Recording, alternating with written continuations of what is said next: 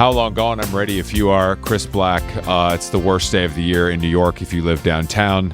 And Chris, don't say that about Juneteenth. I think it's a pretty good holiday. I would never say that. I'm in the. This morning You're in the splash zone, brother man.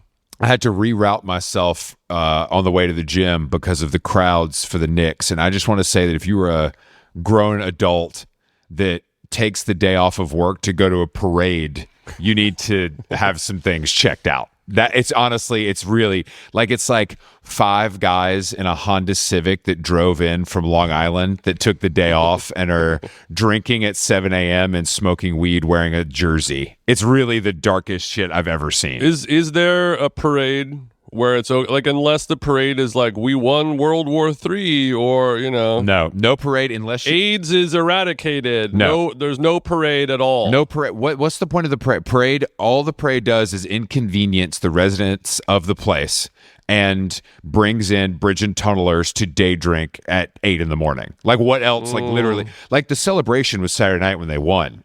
Like, let's be real. Like, they won on a Saturday night, and you guys were all out till the sun rose doing fucking ketamine. That's enough. We spent all week cleaning up all the piss and vomit in the streets, and now we're going to undo all of that work. I think maybe if you have a kid that really wants to go, but even then, you should teach them young that parades are stupid. Maybe what if there was, like, we were talking about how Mayor Eric Adams, rest in peace, the best thing he did for the city was the congestion pricing. What if they do parade congestion pricing, where at the bridge they look at they check your papers, Secret Service style, and if you're not from the city, Manhattan, we're going to tax you $37.99, the cost of a Mitchell & Ness snapback. I think that's exactly. Whatever we're gonna go to Modell's and price out the snapbacks and base the pricing on snapbacks. No, I mean, it's honestly, it really is just like, all right, this fucks everybody's day up. People are just wasted. The traffic is terrible. I don't really know, like. What do you? I honestly really don't understand. I'm not trying to be an asshole. Have you ever been to a parade that you enjoyed, even as a child? You know, 4th of July, a little mini goat ride or something like that. You ever ride a goat? I don't remember ever going to a parade. Real talk. And maybe that's just because I was raised right, and my parents also don't like crowds and idiots. But I don't know that to be true. But okay. Do you like watching Macy's Thanksgiving Day Parade on TV from the comfort of your own home? No, disgusting loser shit. Watching a parade on TV is the bigger that's the only thing that tops going as loser shit. Like, think about this. Sometimes I like to watch the Rose Bowl parade on New Year's morning. A little hangover creeping in, hot cup of Joe in the hand. There's just always something better to do. Like, I just don't. I guess parades are often celebrating things that I'm not concerning myself with. You know what I mean? Why go to a parade when there's always something better to do? Well, it's like, do you really want to see Jalen Brunson crossfaded from a mile away? Like, what is that doing for you? Like, you know what I mean? Like, what is that doing for you, actually? Like, what are you gaining from this experience? Because this, to me, going to a parade is just waiting in line rebranded. It's the same shit. You're literally in a pin. They're calling them pins of where you're allowed to stand, like pigs, like animals.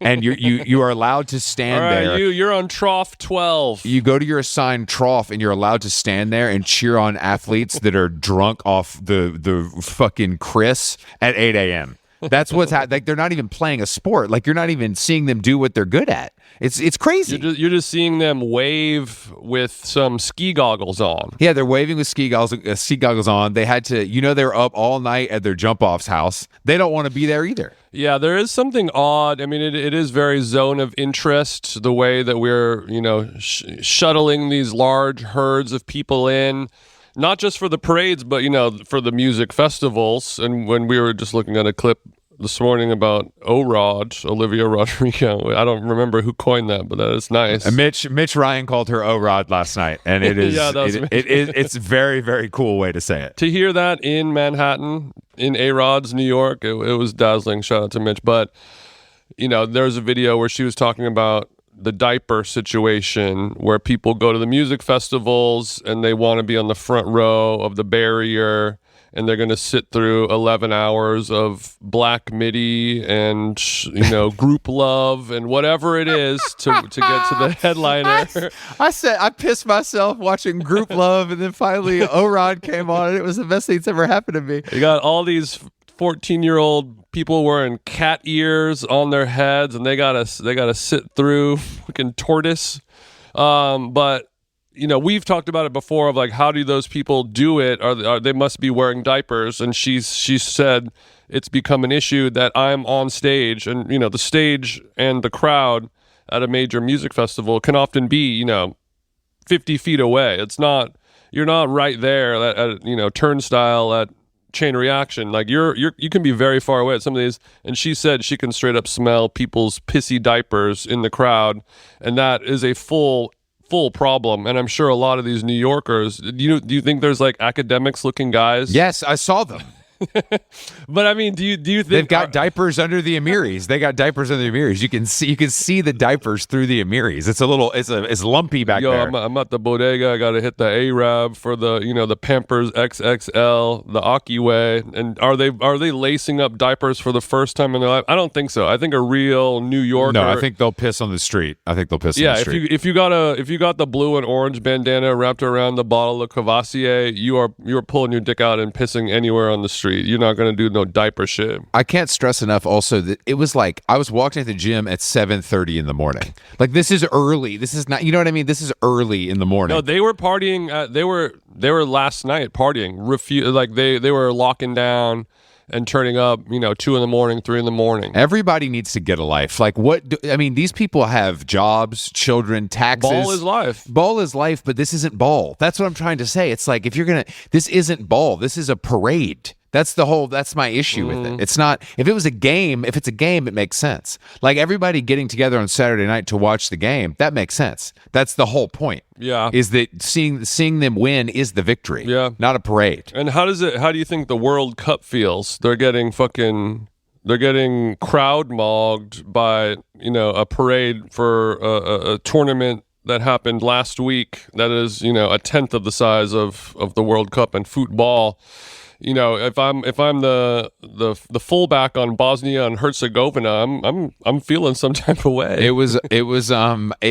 Luckily, Jason, plenty of those World Cup fans, because you can see them walking. And right now in New York, there's a lot of sunburnt white people from European countries with jerseys, backpacks, sweat wicking shorts, going to line up for a Leon's bagel, and they are. Now they're Knicks fan. They're just like, fuck it, we're going down there too. I saw hundreds of them. The Switzerland flag gets removed from the shoulders, and then we don the Bing Bong flag that we bought at a bodega. The worst is like the West Village girls, full face of makeup, matching outfits, matcha lattes. Like, we're going down here, like, to meet a man vibe. And that is the most. There's a lot of that. There's a lot of that as well. How do you feel about the blue and orange brassiere as the young ho Nick accessory? I wonder who's making that. That doesn't feel like something you're getting at the Cuckoo Intimates pop up or at Fleur de Mal. That feels a little more Victoria's Secret 1999 type shit. It's the New York annex of Dolls Kill or something like that. Where are these hoes getting this shit? Yeah. And truly ugly. Orange, and blue it's just a bad color combo. I know it's a classic athletic combo that's been used, since the dawn of time, but I just can't. It's just not. I mean, most sports colors besides. I mean, I think of. I guess college sports feel better to me, but maybe that's just a weird. They can get a little more experimental with their palettes. Well, it's just like a Harvard, a crimson red with a gray. You know what I mean? A Dartmouth green with white. It's just a little more easy. It's easier to swallow. Kind of brother, get some gray in the mix. Okay, I feel you. You know what I mean? Lakers colors just as bad. Sorry, big bro. Yeah, I ain't gonna hold you on that one. You're not a gold guy. You're not a big gold guy.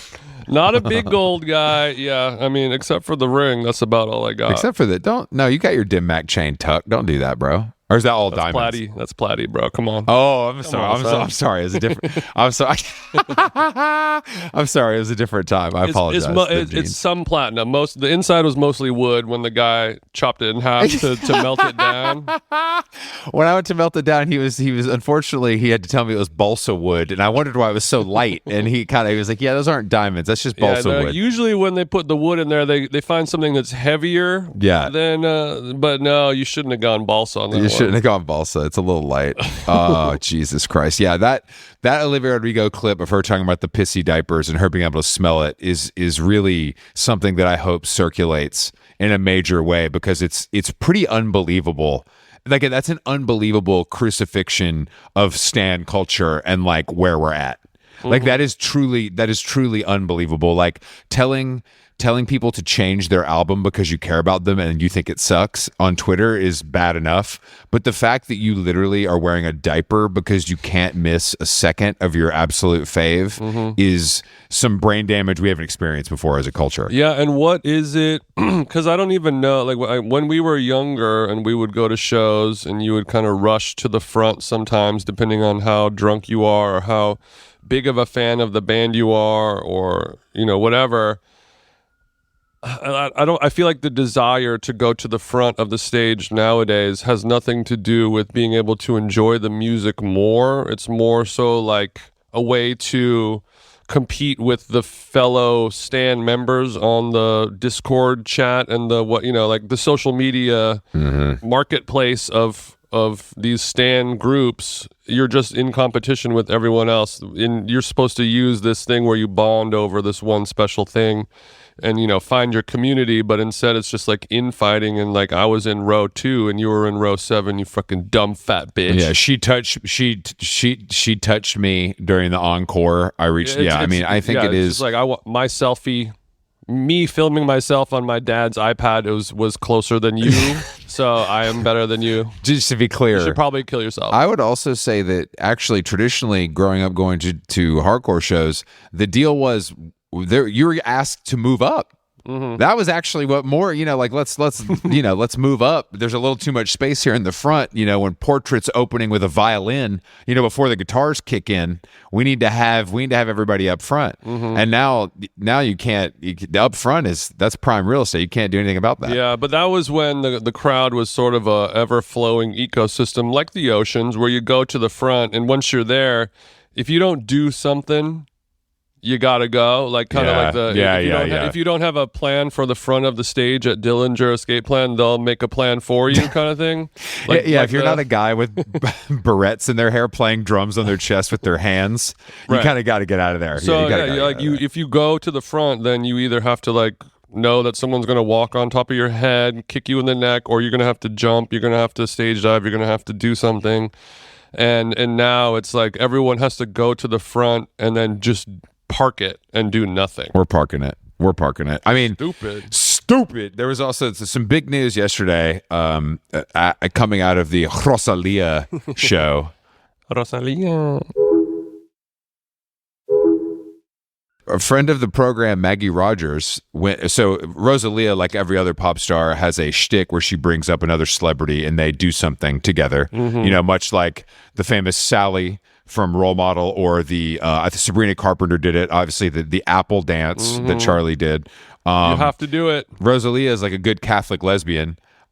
Is a confessional booth, you know, where Rosalía is going priest mode, and her celebrity friend is coming up and saying something, blah blah blah. And Maggie told a story about going on a date with a sort of a journalist fuckboy who had a vintage car and worked at the New York Times newspaper. We were and the people were able to whittle that down to the 2 people pretty quickly.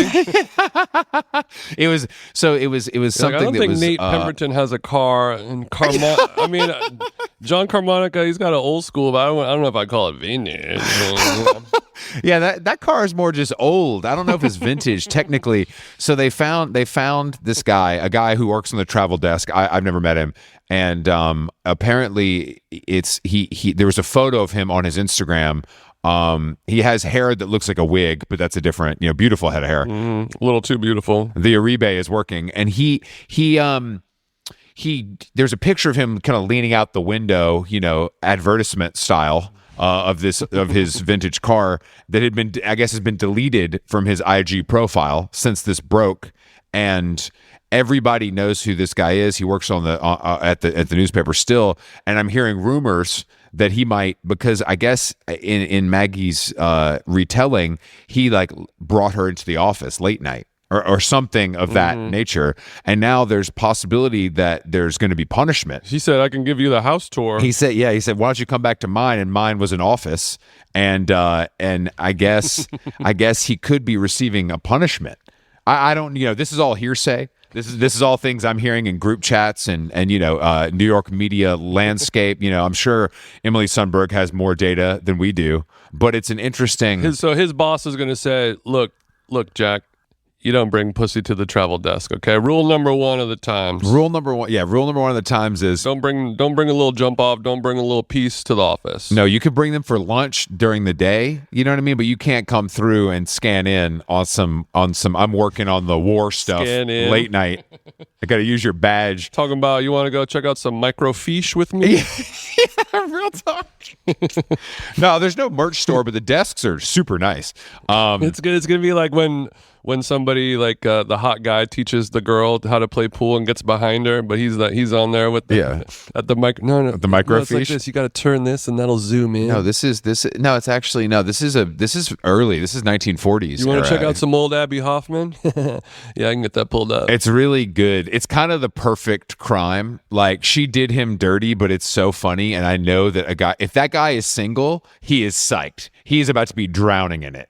If he is married or has a girlfriend or has a fiance, it was a tough day for him yesterday. So the issue was she was complaining that at the time he was in a relationship already, but he was trying to poke on Maggie. I don't know if that was the issue. I believe that is what qualifies him in this instance as a fuck boy. I believe. Again, I'm not. Right.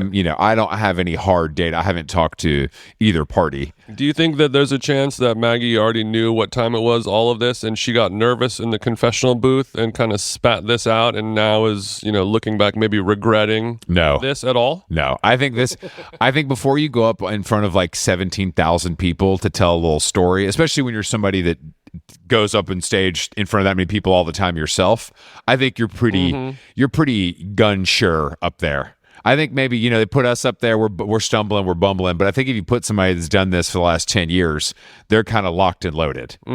That's my guess. But it's been a great it's been great. Really funny, kind of harmless. I mean, it's like a pretty great it is great. I mean, other than outing this guy as a potential cheater, which could, be scathing for his future, just as a man about town. But is that better or worse than being outed as maybe somebody with an STD publicly? Worse. Cheating worse than STD. I think in this case worse. This is a big stage. Like I'm reading about this. This is on the cover. This is on the front page of the Daily Mail. Right. Like it's not.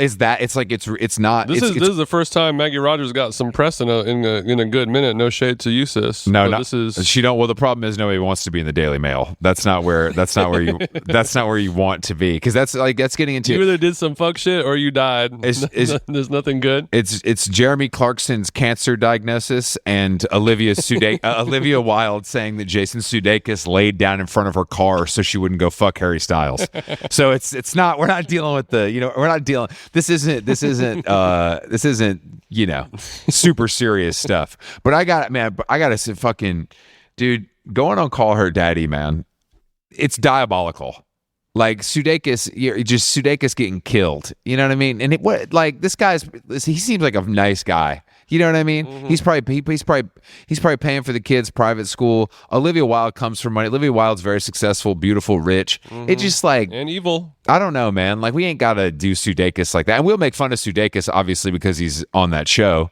And that's our job. Because he's Ted Lasso and he dresses like that. But that's our job. But like real talk, Sudeikis seems like a good hang. You know what I mean? Mm-hmm. Like he seems like a pretty genuinely. He doesn't seem like he has ill intentions. He seems like a solid, dependable person. Obviously, we keep using the word "seems" because we don't know, and But imagine professional actors are all fucked up in some way. Jason, you and your chick are going through it. Mm-hmm. And she's like, I'm going. She's going to see her new man. Her new man is Harry Styles. What the fuck? Lay down. I'll pop the tires. I can afford to. I can afford to put some new 24s on the G-Wagon. Like you can't. Like my wife is. Good luck getting over there with no oil in the fucking. My legal wife leaving our marital home to go get poked on by Harold Stylish. Yeah. That's what. You know what that does to a man. I'm Even cutting the catalytic converter in the G-Wagon at that point. No, dude, I'm just gonna light it on fire. I'm going fucking Diddy mode on Kid Cudi. Like we're blowing this shit up. Treat the hoe like Cudi. I'm just saying. Like that is like. As a man, any man would be like, you obviously you want to be like, yo, bro, that's crazy, like, you know, blah, blah, blah. But then you think about the circumstances, you're like, dog, that ain't that crazy. What would that do to a man? Your chick is leaving your marital home to go fuck the hottest guy in the world, and he's 10 years younger? It's tough, bro. Yeah, I mean, I guess the first thing I'm doing is calling the lawyer and saying, you know, what we're going to get out of this hoe. I think the thing is... you either do something awful, like you attack her emotionally, physically, whatever, or you do something bitch ass, like lay down in front of the G-Wagon so she can't go. I hope it wasn't the Tesla. Harry. I hope it wasn't a Tesla because she would have ran over him. Nobody would have heard it coming. So I hope it was something with gas. The detection system, and especially back then, their auto drive detection system. It's not good at all. Treat him like a speed bump. Not where it was, but I think that hopefully it was the Model Y. I think in this situation though, he's so rich, and I know she has family money and she's very successful too. I think he's still gonna I think he's out earned her in their relationship just based on what I know about their careers. I would assume, and okay. I'm sure if she's got the real family bread, she's got him locked down on the prenup. Yeah, that's true. So it's like I think all you can do is take the L, or you know, go West Wilson mode, hit a bar in Chelsea and see which 25-year-old's looking to fucking rock with Ted Lasso that night. Well, do that, and then also, you know, what if Sudeikis wrote his own version of what's the book about that everyone read? Bell Bird, The Strangers? Yeah. Yeah, what if he goes strangers mode and just, you know, all of it, lay it all out there? Of course, it's going to be very embarrassing for him. He's going to be, you know, Cuck of the Year award. Not worth it. Not worth it for him. Not worth it for him. Given to him, but then everyone will be like, Olivia Wilde, blacklist the bitch. Nasty, evil hoe. No. All you can do if you're him is move on. I think I rarely want someone to take the high road. I think he did, and I think it has worked. I think it has actually worked in his favor. He knows that God got him in the end. God got him. I mean, look, he's not helping himself with those outfits. You know what I'm saying? He's not helping himself with those outfits. But I mean, he's not on like IG Live with his new chick doing airplane food into his mouth.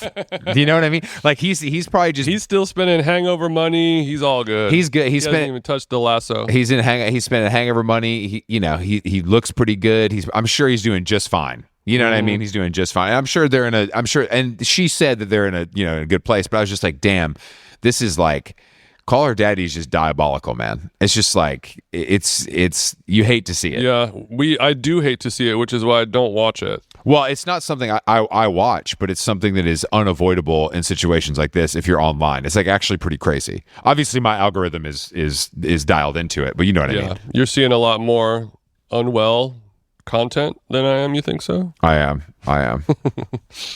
Well, another career has been ruined and rehabilitated by Call Her Daddy. They don't talk about daddy stuff at all anymore, do they? I don't believe so, unless they're talking about her actual father. I guess speaking of daddy, I was thinking of something a couple days ago about how, you know, like the daddy, the zaddy, everyone wants to date an older guy. You know, like the new thing to do is date like a 50-year-old rich guy who's like low-key zaddy. You know what I'm talking about? Do you think that there is going to be a move where the fellas know this and they start to intentionally dye their hair to make it more gray instead of less? Do you think we're going to see some false, you know, salt and pepper going into some of these, you know, 32-year-olds who are a little, you know, maybe 10 years before the curve, and they're going to start picking some off with a little gray? That's not impossible, because men are now allowed to be extremely vain, and sort of that would be part of the equality. But I would say men dyeing their hair, as much as they like to buy, you know, big jeans and weird boots now, and, you know, platform loafers and wear like little jewelry. I think spending 3 hours at the salon getting your hair dyed is maybe a bridge too far for most. I think they're going to have some at-home kits or something like that, because you just want to get the little salt and pepper sides or something like that. You're just going to bleach out a little bit. At-home kit. And hit it with the gray toner. It's a two-step process. I don't think that. I think that the thing is that men are lazy, and I don't know if they'll go that far. What about a gray peptide then? I don't know if they're there technology-wise yet. Look, I mean, I'm saying we have peptides that can make you more tan. We have peptides that can make your hair grow thicker and better. It doesn't seem that out of the question to make your hair lose the pigment and just a little bit of gray. I think that if this was possible, I think they would have invented this for women 20 years ago. I mean, do you think no woman wants to spend 6 hours in the chair going blonde, but they do it once every 2 months. I think that you're right. If they were going to do this, somebody be very rich, because women would have snapped this shit up. They would have absolutely been on this early days. Mm-hmm. Well, I guess they call them Chinese peptides, not Swedish peptides, huh? That's a good point. Well, I'm not saying blonde is obviously what comes to my mind first, but we could go brunette. No, I mean, that's true. In terms of money and hours spent at the salon, I feel like that's going to be, the Family Feud #1 ding ding ding is going blonde, right? I was thinking about this. We got to get on Family Feud, bro.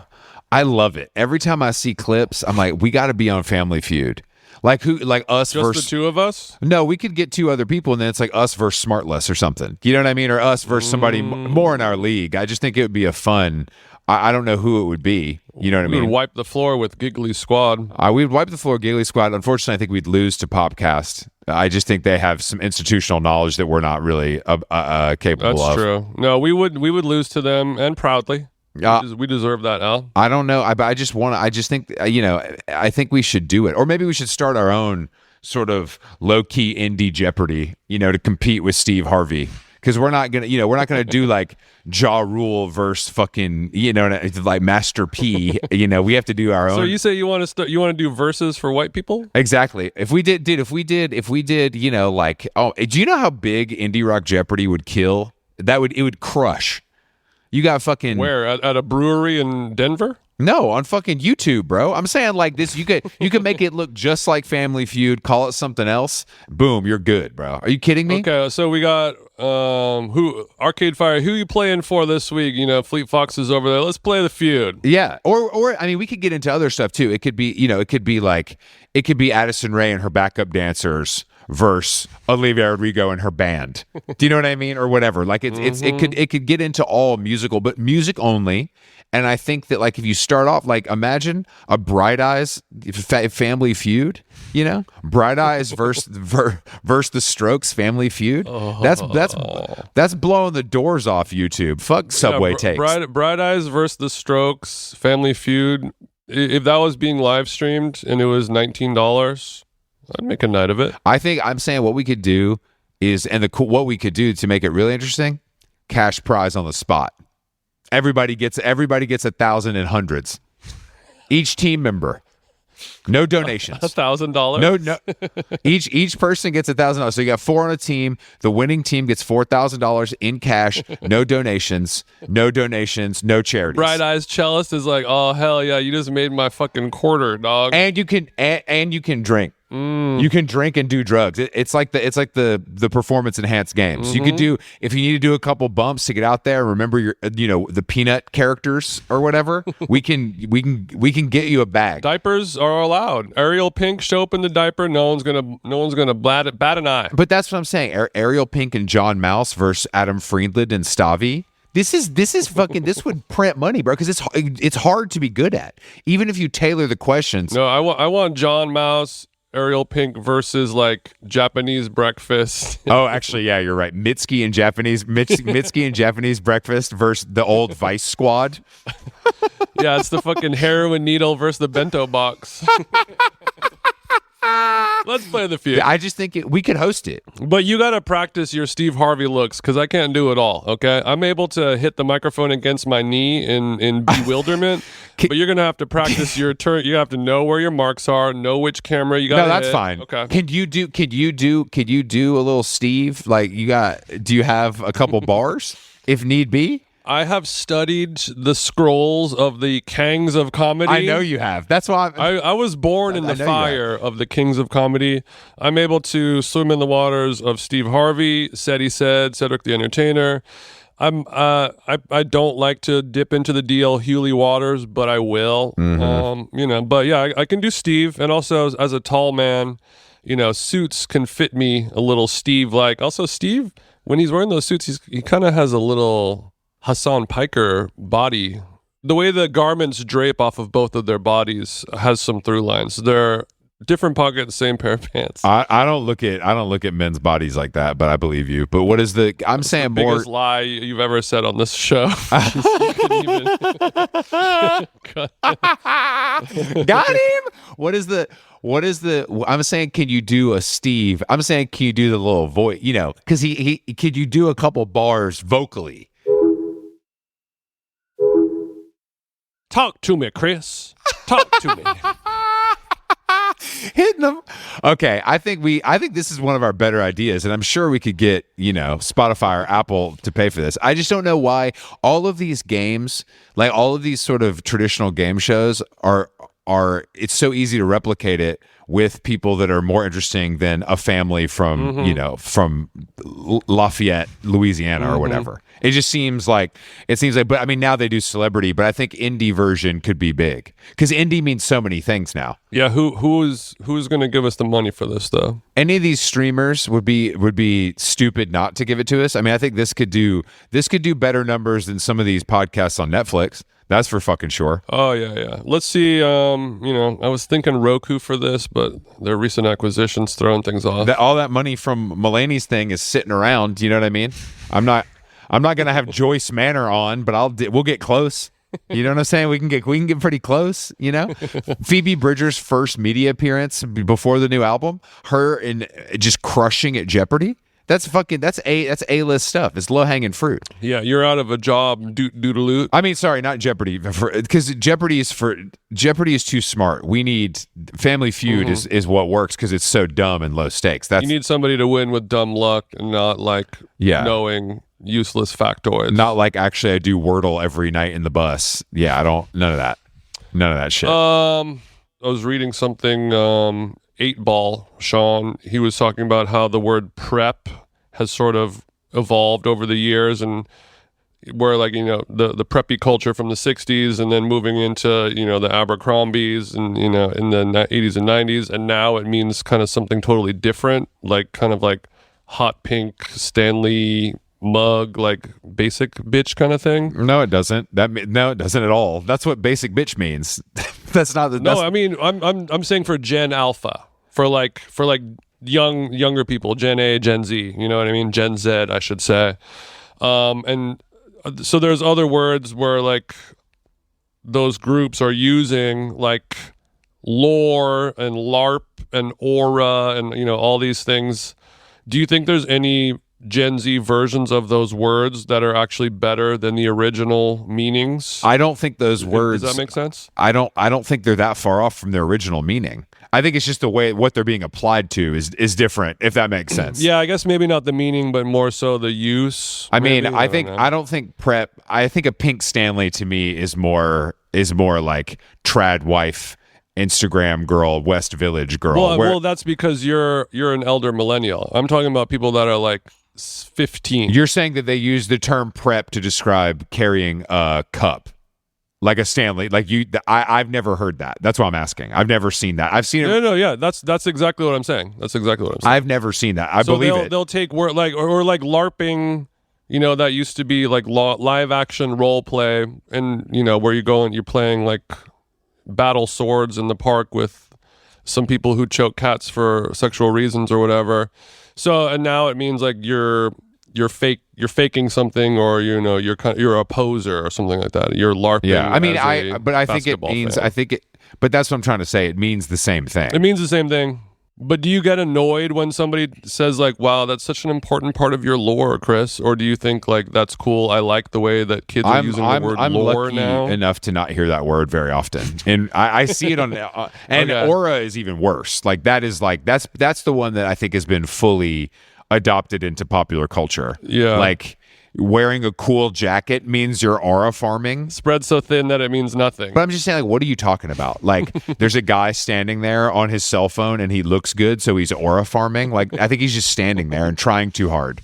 We should just call that trying too hard. So is being performative, that means you're failing at aura farming, and then when you have succeeded, I just think being performative is aura farming, is what I'm trying to say. I don't think there's any, like, maybe I'm wrong. Trying to get noticed for doing something normal is what it feels like to me. Right. Like, I don't, maybe I'm misunderstanding the word, but it's like, I see it applied to, like, a guy in a leather jacket in a crowd. Oh, he's aura farming. And it's like, well, he just picked out a jacket and wants you to think he looks hot. Mm-hmm. Isn't that what we all do? Yeah, but I mean, I guess, you know, the aura of it is like, is it intentional or is it not intentional? And anytime the you know, Gen A or Gen Z, not everyone, but by and large, when they can't like quantify something with information that's, you know, accessible by Google Gemini or, you know, data sets or something like that, when it really is unexplainable and like you just can't say it, like, you know, you just know it when you see it kind of vibe,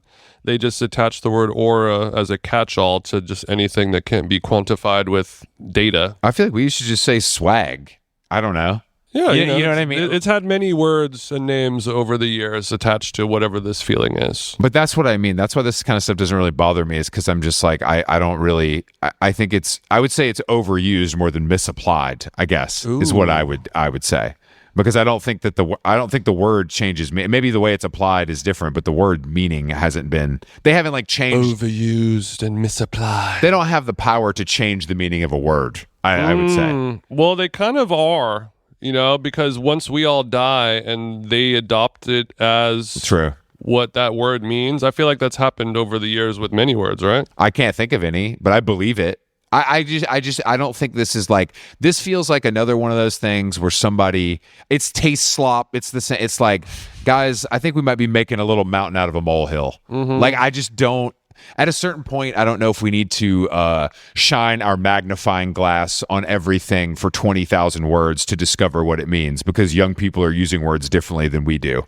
I think that's kind of how the world works. Yeah. And I'm noticing that some younger people, some Gen Z people, now that coining terms and phrases and names like taste slop and whatever it is, people actively fight for and want and credit each other for coining these terms and phrases.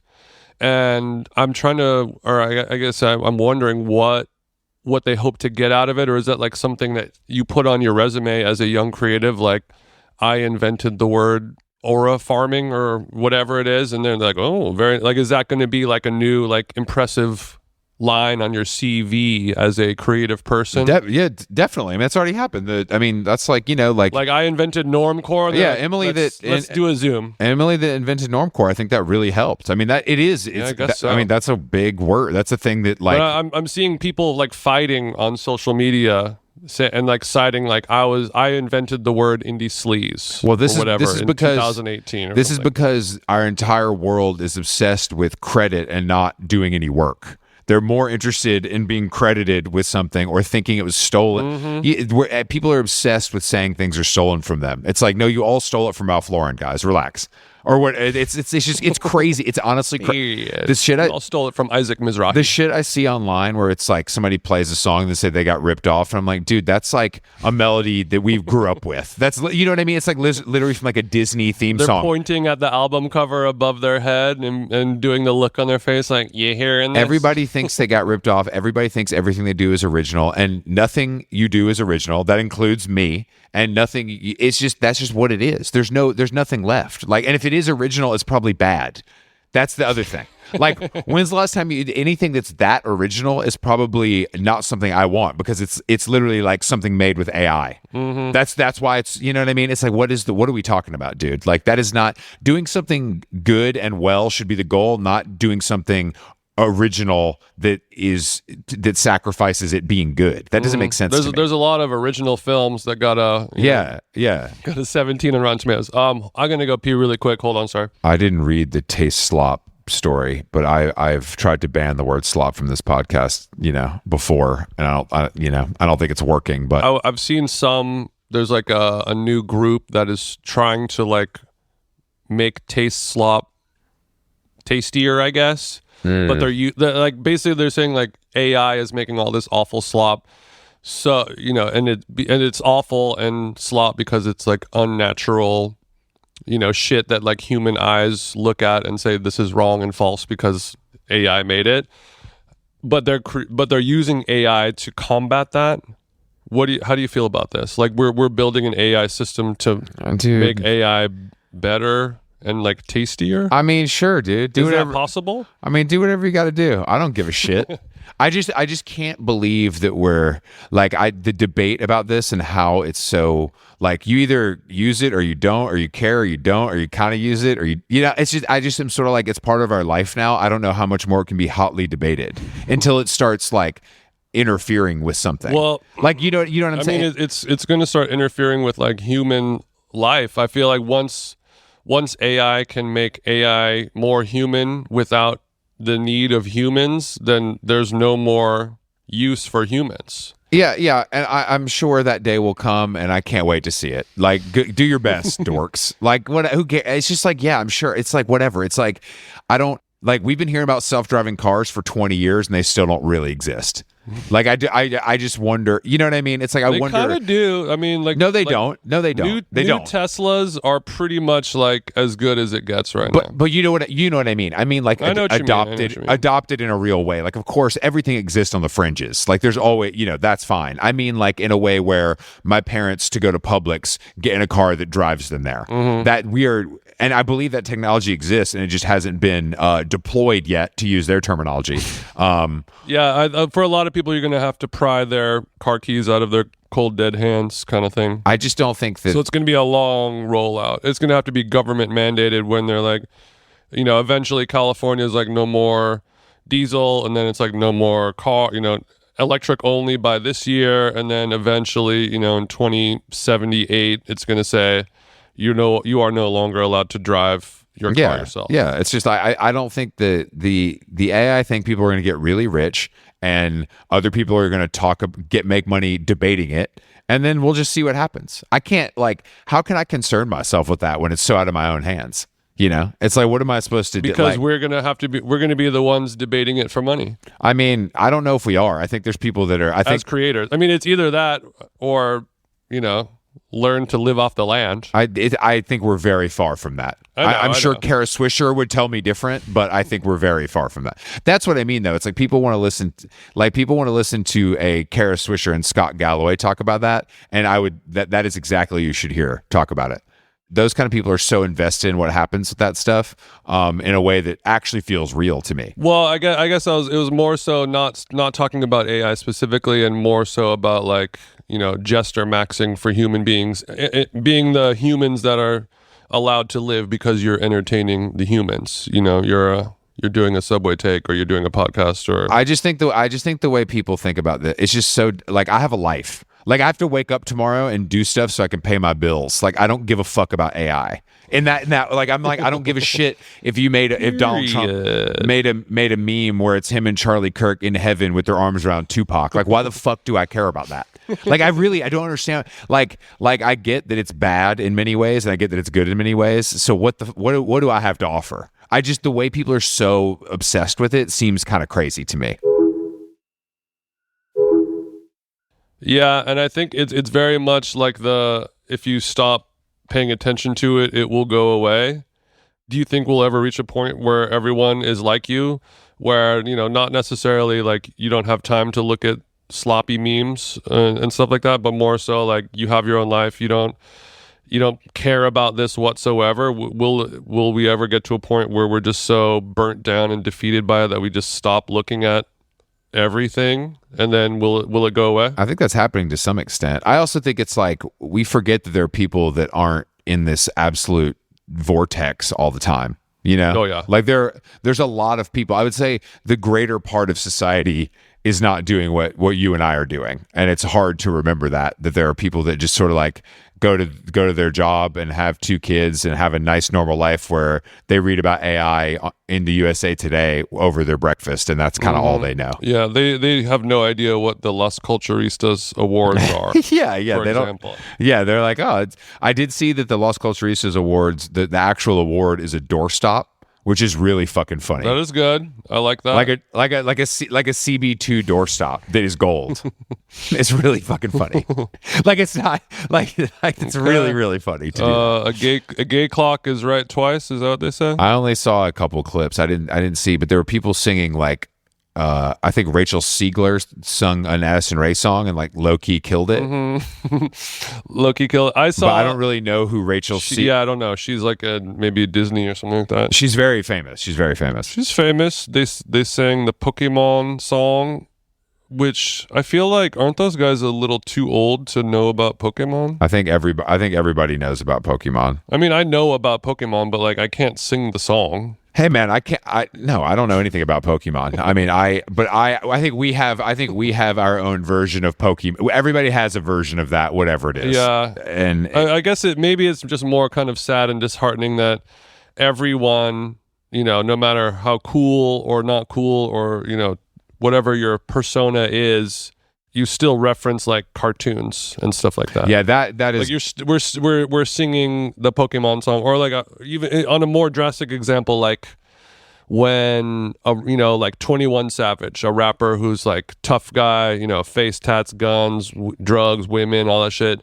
He has mentioned like SpongeBob or like some kind of cartoon references, like they'll talk about it, or like there's that other rapper named Rugrat. Yes, of course. One of your favorites. To me, that just takes away everything. Like, if you are trying to create a tough gangsta persona, why are you an adult man referencing? Because you're on. I think when you are on that many drugs, cartoons is all you can handle. I think we're not thinking about that. I think that Pokemon's different. Pokemon's like a cultural phenomenon that sort of broke people's brains in many ways. But I think that like if you're a rapper and you're sipping all day, you're in the studio smoking weed, you want to watch literally Rugrats or Family Guy, because it's like this shit. I don't have to pay attention to this shit. Like you ain't watching the new fucking Apple TV show. At the studio, you want the cartoons on because it's funny, makes you feel like a kid. Yeah, you ain't watching the complex scenes of The Pit. So I mean, SpongeBob also cultural icon crossover. Yeah, that's true. That's another great. The Pokemon, SpongeBob, Family Guy, actually another pretty good example of a cartoon that has really crossed over. By the way, did you know that Maddie is a voice in Toy Story 5? I did. I was talking to him last night about it, and he was like, I can't be going on these podcasts saying all this stuff. I'm on damn Toy Story 5. It's different now. I don't know. He plays like a I can't remember what it was. I saw a clip from Fallon. I was like, bro, I guess I knew this, but I didn't know. I think it's like a little toy wearing like a luchador wrestling. Yeah, but he's mask. shitting on. I guess his character, his cartoon is shitting on the like technology toys. He's the anti iPad like anarchist movement. Like, I'm the punk rock guy who's like, fuck iPad screens kind of. I actually think that's a pretty. I'm not going to see Toy Story 5, but I do feel like that's a really funny premise for Toy Story 5. I think it's a great premise, and the only premise that you could really have. Oh wait, you know what? We heard a story last night. We'll do this. We heard a story last night. We'll do this. A low key, apparently low key baddie, in shape. You know what I'm saying? Apple Watch on the wrist. What's the character's name? It was Woody. It was the Woody. Yeah, Woody from Toy Story. All right, fellas, you go on a Hinge date. You pull up. She's looking good. You see the Apple Watch on the wrist. You're not super happy about it, but she's fit, so you know she's counting the steps. She's looking at her heart rate. She got a little Woody on her. You're willing to overlook the Woody. When she turns her wrist towards you to pick up the glass of wine to get the night started, you see Woody's face on the watch. You see Woody as the background on the Apple Watch. Are you running or are you clipping? Like, is that a good thing or a bad thing? Is it show a sort of youthful exuberance, or does it feel childlike to you? It's a really real question. What this is an all or nothing. Either we're getting married or I'm never going to talk to you again. It really all comes down to how that watch is being worn. If it's being worn in earnest and you are a DA, Disney adult, then it's going to be a no from me, big dog. But if you get some fucked up tweaker ass person and they have a Woody screensaver on their Apple Watch as a bit, or because they think it's funny or random or whatever, and it's paired with a wild outfit. It is pretty funny. Put a rang on it. It is pretty funny. Put a rang on it. Like if you find a chick who's like bad as hell and like ironically got the Woody Apple Watch just because it's random. I don't know, man. That is pretty funny. I have to say, if you're wearing an Apple Watch and you already know it's wackadoodle, and then you put the Woody on it, it's kind of like, all right, man, fuck it, I'm leaning into this shit. It's kind of Shorty pulls up in the wackadoodle Woody. But what's the strap? What's the wristband though? Do we know? I don't know. I don't know a wristband. I think with Apple Watches, and I'm not super well versed, but I feel like the best thing to do is go with the traditional classic strap. Okay. Like I think when you try to get fancy with it, it's like just wear the regular strap. The go factory mode. Yeah, just let them know like, hey, look, I'm really into all this stuff. I got a nice clean Woody on the dial. That's it. Everything else is plain Jane. I don't even have the little mole-made strap or anything as much as I want to. I don't have the little, Minnie Mouse polka dot band or anything like that. Just keep it classy, low key, good for the resale. You know what I mean? I think that's a better move. Because some of those, when you get too creative with the strap, you look like you're trying too hard. I think if you're going to wear an Apple Watch, it should look exactly like an Apple Watch. Mm-hmm. Do you know what I mean? Don't get the bracelet that tries to make it look like a GMT, and don't get the Hermes. It's just too much. Yeah, just keep that thing. Yeah, like I like my whips, Jason. Plain Jane. Wackadoodle Woodies when I pull up in the Jeep Wagoneer. That's what we call that. Wackadoodle Woody is my biggest takeaway from this hour-long recording of professional audio. The amount of legs it had. That's a Wemby inseam in terms of the amount of legs that Wackadoodle. Like it could be interchangeable, intergenerational, intercultural. Like. You could see Zach Bryan using it and Chief Keef using it just as much. Like it's positively overflowing with aura. That's actually, yeah. Thank you. I'm glad. Sorry, I was aura farming on today's episode. The lore around those two words is so LARP. All right, Jason's got to go to the airport. Thanks to our Burberry family for having us last night over at the Corner Bistro. Saw some friends. Yeah, I had my first bistro slider. Pretty good. Matty Matheson, when I was chatting with him, he was like, it's JG Mellon vibes. And it was JG Mellon vibes all up in there. Of course, the burger not as good as JG Mellon because nothing else is. But yeah, it was cool fun. Shout out to England. It's coming home. 4-2. It's coming home. What match are you watching today? Is it South Africa? Hopefully I never see another one again is the goal. Well, Canada and Qatar. Okay. 6 p.m. I gotta change my plan. I'm going to see Rostam at Webster Hall tonight. I got a big weekend. I'm a little tired, man. I need a little I think I was under socialized after that week in the Hamptons with my in-laws, and then I came back and really hit the pedal to the metal. I should have eased in. I should have eased in a little bit. You over socialize, and then the week of June 22nd, Chris. That's where we level out. It's not looking great for me, but you know what? We'll figure it out. You got to get through. Father's Day is on the 21st, coming off the heels of Juneteenth. It's going to be nice, Chris. Let's see. We'll see. Federal holidays. All right, thank you for listening. HowLongGone.com. We're back with more podcasts next week. We'll see you then.